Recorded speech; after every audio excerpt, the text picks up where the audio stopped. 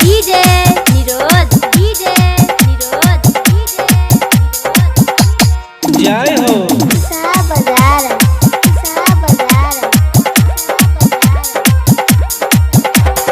जन्मदिन के दिन अयलै सब पर चढ़लै मस्ती जीवन के नैया पार लगई तोरे हाथ में सबकी धुन पे अपना सबके नचैल तू ही बांसुरी वाला केहू नहीं ककरो सुनै छै सब करे हाला कि राधे राधे गोपाला कि हरे कृष्ण गोपाला कि राधे राधे गोपाला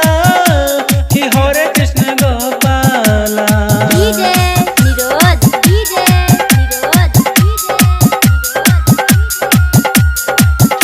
बाजार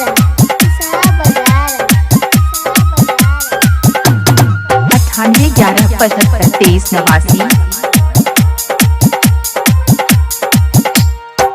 हर्षोल्लास में सब व्याकुल खुश छैयो गगन प्रभु के भक्ति में आनंद मिले सब छै मगन रोग कष्ट नहीं सतावे दूर करे रखवाला केहू नहीं ककरो सुनै छै करे सब हाला कि राधे राधे गोपाला कि हरे कृष्ण गोपाला कि राधे राधे गोपाला कि हरे कृष्ण गोपाला डीजे निरोध डीजे निरोध डीजे निरोध बाजार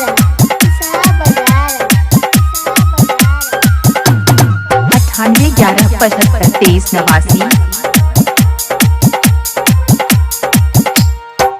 तू जे कैल हरा